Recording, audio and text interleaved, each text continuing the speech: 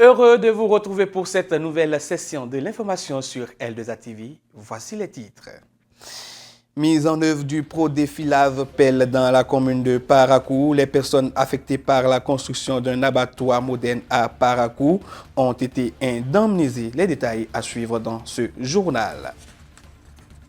Les professionnels de la prise d'image étaient ce 19 à l'honneur. À l'occasion de la 8e édition de la journée de la photographie, ils se sont donné rendez-vous pour des moments d'échange et de retrouvailles. Mesdames et messieurs, de nouveau, bonsoir, bienvenue à ce journal. Faire rayonner le sous-secteur de l'élevage au Bénin en le rendant plus compétitif, c'est l'objectif du projet Prodefilave Pelle qui met en œuvre plusieurs actions. Parmi celles-ci figure la construction d'un abattoir moderne à Parakou. Les personnes affectées par la construction de cet abattoir ont reçu ce mercredi 21 août 2024 des indemnisations à la mairie de Parakou. Le compte rendu de cette cérémonie, c'est avec Rosalie Chala, Rodrigue Olympio.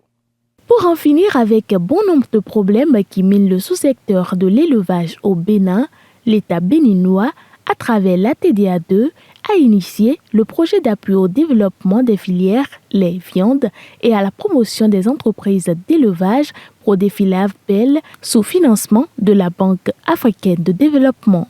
La construction d'un abattoir moderne à Parakou constitue l'une des sous-composantes de ce projet. Pourquoi un abattoir moderne? Plus la population s'augmente, plus les demandes de viande augmentent.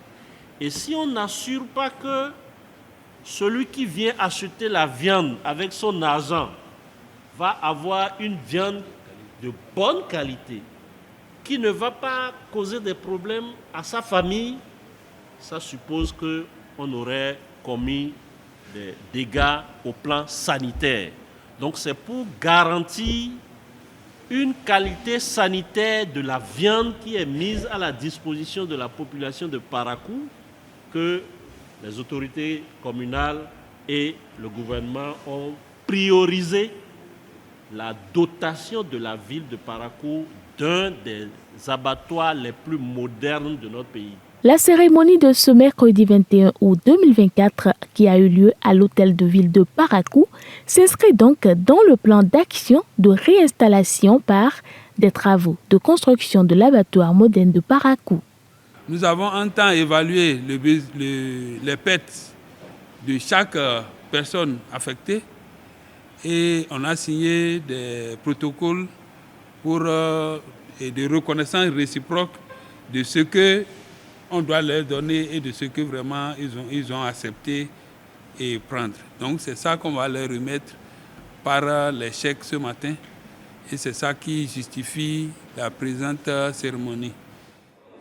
Mohamed, ok, vous-même, nous remettons votre chèque.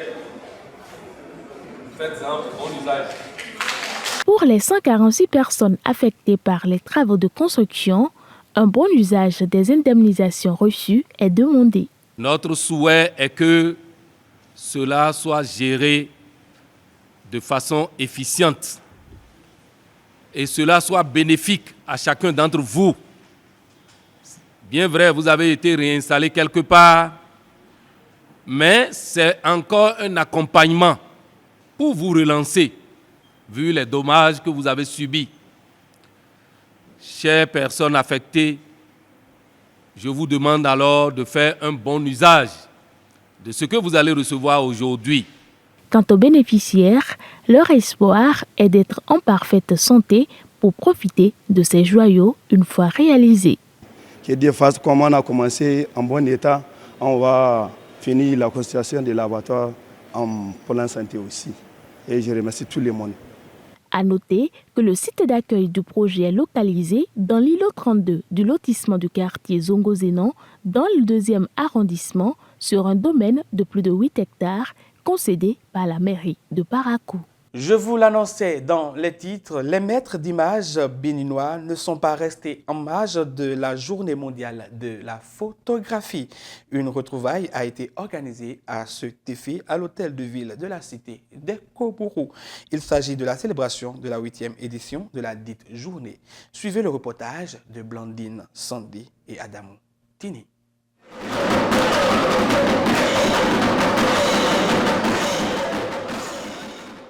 C'est l'ambiance qui a lancé les festivités de la Journée mondiale de la photographie à la salle de conférence de la mairie de Parakou ce 19 août 2024. Réunis à l'hôtel de ville ce jour, les photographes venus de divers horizons du Bénin ont célébré la 8e édition au plan national de la Journée mondiale de la photographie. Une retrouvaille qui a reçu la bénédiction de Sa Majesté Akbaki Gobinyese de la cité des Kobourou et de l'imam de la mosquée Yarakene.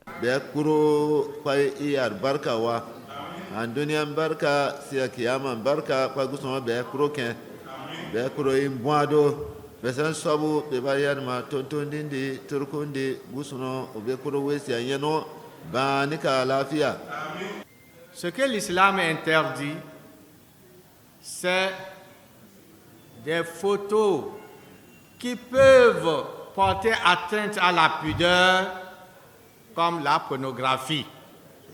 En dehors de cela, l'islam n'interdit pas la photographie. Nous souhaitons beaucoup de courage à tous nos photographes du Bénin et nous implorons Allah que cet art vous nourrisse, vous et votre famille. Ce rassemblement a été pour les autorités et responsables présents une occasion d'interpeller les uns et les autres sur la plus grande faiblesse de cette noble corporation que représentent les photographes. Tout à l'heure, vous venez d'entendre l'imam dire que nous ne sommes pas ensemble. Ça peut évoluer comme ça, chers collègues. La division dans l'artisanat, c'est les photographes. Je vous en prie, soyons unis, enterrons la hache de guerre pour que l'artisanat marche au Bénin. C'est vrai que la Chambre a beaucoup à faire, mais une maison divisée en elle-même ne peut pas se construire. Donc, nous avons besoin de la paix à l'intérieur pour faire ce qui est la mission de la Chambre de métier. Nous avons connu des réformes au niveau de la CMA. Les fonds sont disponibles au niveau de l'FDA, où les besoins en formation, et le délégataire ne me dira pas le contraire, il recueillera de vous vos besoins en formation et ensemble avec ses pairs élus consulaires, avec les différents responsables au niveau de la branche audiovisuelle de la communication, faire remonter vos besoins en formation pour que vous ayez ces formations.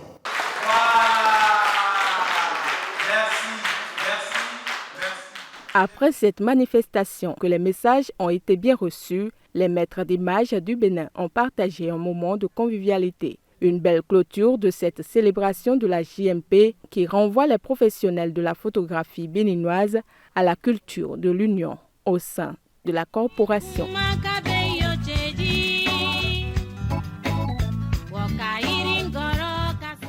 Question santé dans sur Journal. Je donne gratuitement mon sang, mais en cas de besoin sanitaire, en me levant. C'est fréquent d'entendre ces paroles de la part des citoyens béninois. Qu'en est-il donc réellement et à combien est cédée une poche de sang dans les banques de sang au Bénin? Réponse dans cette interview accordée à votre rédaction par le chef service départemental de l'Agence nationale de transfusion sanguine, Agnès Borgou. Nous savons tous que le sang, c'est la vie. Alors, est-ce que la vie peut être vendue? Est-ce qu'on peut acheter la vie? Si le sang est égal à la vie et que la vie ne peut être vendue, ne peut être achetée, ça veut dire que le sang également ne peut en aucun cas être acheté. Ça, c'est la logique, hein? Je m'explique. Lorsque vous donnez votre sang, comme ça, vous donnez votre sang, ce sang subit plusieurs processus de transformation, c'est-à-dire est traité. Il y a ce qu'on appelle la qualification biologique. Le sang est traité, préparé pour que ça soit prêt à être utilisé. Il y a des études qui ont montré, et même des études qui datent de beaucoup d'années maintenant, le processus de production d'une poche de sang, c'est autour de 65-70 000 pour produire une seule poche de sang.